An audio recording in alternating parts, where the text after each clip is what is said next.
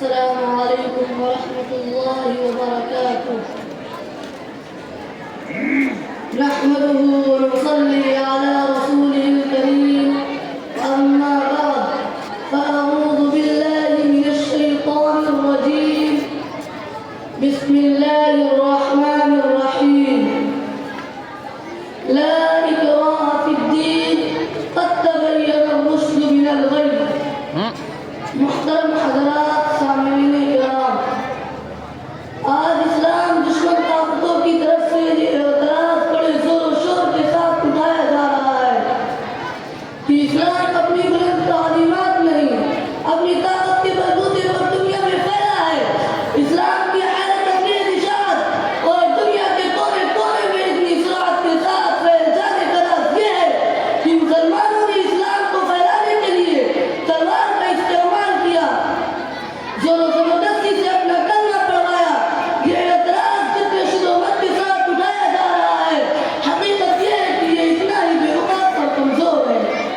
کوئی معمولی سمجھ رکھنے والا انسان بھی اگر اسلامی تاریخ کا مطالعہ کرے تو اسے بھی اس کے غلط ٹھہرانے میں کوئی تعامل نہیں ہوگا.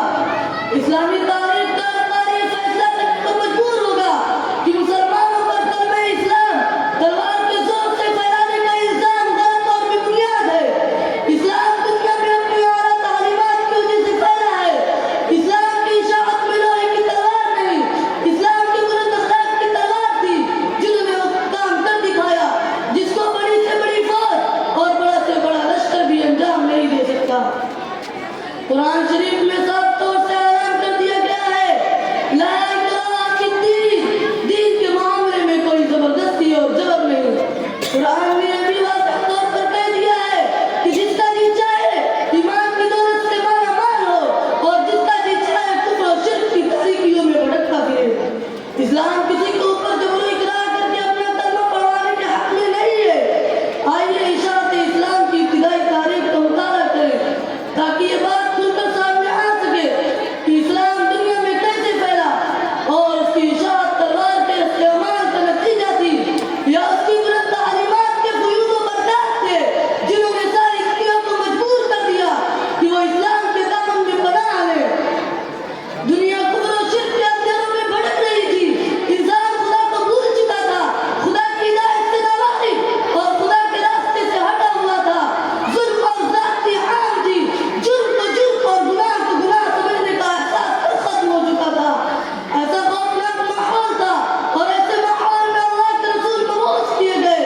اللہ کے رسول حق کی طرف بلانے والے تنہا تھے، خدا کے راستے کی طرف بلانے والے اکیلے تھے. آپ کا اس وقت کوئی ساتھی نہیں تھا، دوست و احباب بھی نہیں، عزیز و اقارب بھی نہیں، گھر والے بھی نہیں. ایک طرف اللہ کے رسول اور دوسری طرف ساری دنیا. اللہ کے رسول کے پاس کوئی دنیاوی طاقت نہیں تھی، کوئی فوج نہیں تھی، کوئی لشکر نہیں تھا، گروپ یا پیسہ مال و دولت نہیں تھا. اللہ کے رسول نے جب لوگوں کو خدا کی طرف بلایا، دین کی دعوت دی تو ساری دنیا آپ کی دشمن بن گئی. آپ کے راستے میں کانٹے بچھائے گئے، نماز پڑھتے ہوئے گردن مبارک پر اونٹ کی اوجڑی رکھی گئی. جس نے اس بات پر لبیک کہا اسے مکہ کی گلیوں میں گھسیٹا گیا، اسے مارا پیٹا گیا، عرب کی جلتی ہوئی ریت پر لٹا کر سینے پر پتھر کی بھاری چٹان رکھی گئی. ان ساری کوششوں کے باوجود بھی جب وہ اللہ کے رسول